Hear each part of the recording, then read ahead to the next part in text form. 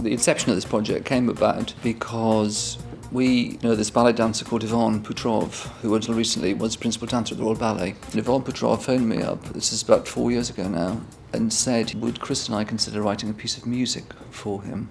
I mean, this amazing coincidence that literally 2 days after Ivan had phoned me about writing a ballet, Chris phoned up out of the blue. We'd never previously had any discussion at all, I don't think, about writing a ballet.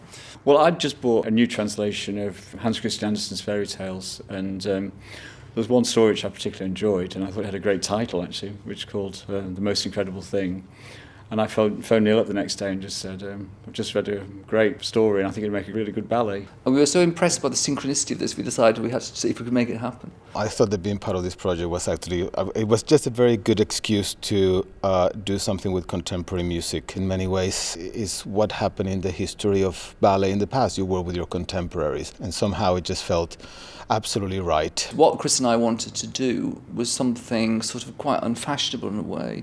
We wanted to see if you could write a narrative ballet, what we call a Tchaikovsky ballet, but do it with sort of contemporary, I guess, really pop music. Modern ballet, generally speaking, doesn't really seem concerned with narrative, and we just wondered whether you could really bring the two together, the modern choreography with a sort of traditional storytelling.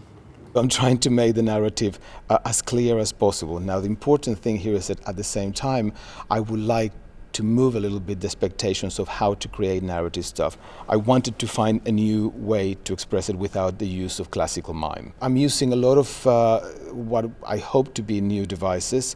The power of the word, the physicality of the word itself, lots of projections of words, letting the set as well tell a lot of the story, and a lot of multimedia videos to constantly try to understand from as many different points of view where the story is going. I have decided that the use of the format, of the 3-act format, is important. So we're not just reinventing the wheel in terms of the classical form, but we are actually throwing new ways of taking the 3-act form into a new territory.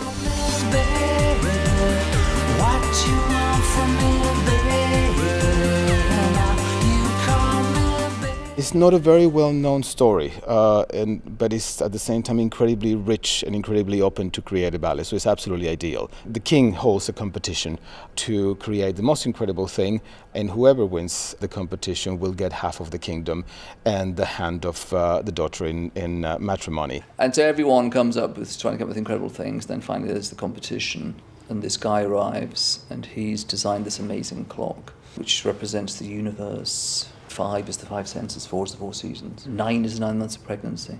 And to encapsulate the entire universe. Obviously the man wins the competition and therefore everybody seems to be happy, but oh no, there is a bad character that lurks in the background. This other guy comes along and very violently destroys the most incredible thing, with a kind of a display of shock and awe. And everyone says, no, this is the most incredible thing. Because destroying the most incredible thing is the most incredible thing in itself. But then suddenly the ideas that were in the clock, the 4 seasons and the 7 days of the week and the 10 commandments suddenly start to come alive again, because the moral of the story is that you can't kill an idea.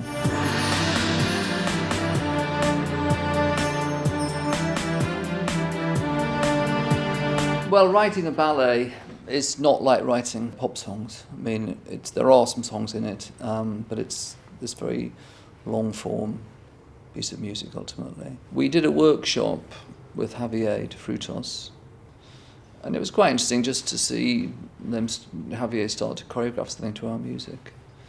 I mean, this is all quite new to us in a way. I mean, they aim to do 1 minute of choreography a day, apparently. Which is quite a slow business, isn't it? So it's a complete contrast to how we normally work. And when you finish something like this, you feel like writing pop songs. And when you've written some pop songs, you feel like doing something like this.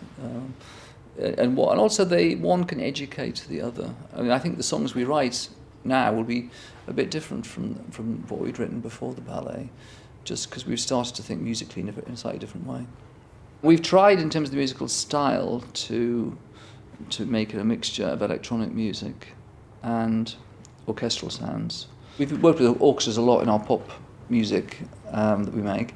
But with this, we've done different things that we wouldn't normally do. So it freed us to do new things. For a pop musician to write music for a ballet is that the sense of timing is very different than the long passages that perhaps Tchaikovsky would have offered us. So it's more for a generation in which things happen much faster.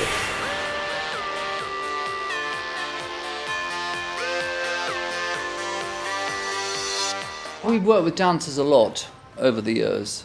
Our first ever tour in 1989, which Derek Jarman directed, we had a troupe of dancers from Los Angeles, and they were choreographed by this amazing sort of street dancer, I guess, who actually was the guy that taught Michael Jackson to moonwalk. In 1991, we did a tour called Performance, where we had, I think, 14 dancers, and they were all classical apart from 2 street dancers, and we had this guy called Jacob Marley who choreographed it. And that was really a piece of dance theatre, that tour, actually, if you look back on it now. And so we've always been interested, and we've written a lot of dance music, so in a way it seemed quite a logical thing to write a ballet. One of the great attractions about doing a project like this, a bit like when we did a musical, is that it's a giant collaboration with the creative team and the performers. Aside of myself directing and choreographing the work, Matthew Dunster has written the most lovely scenario for the ballet. We have Katrina Lindsay doing costumes and sets. Lucy Carter, who's the first time will be working with me, but I have been wanting to work with her for a very long time to do the light and design. And very, very importantly, Tal Rosner, who is going to be doing the video and helping to tell the story somehow in a different way.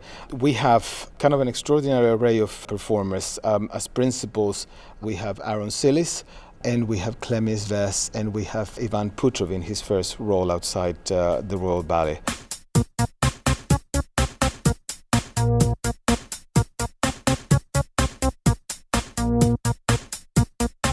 The audience will be very, very eclectic.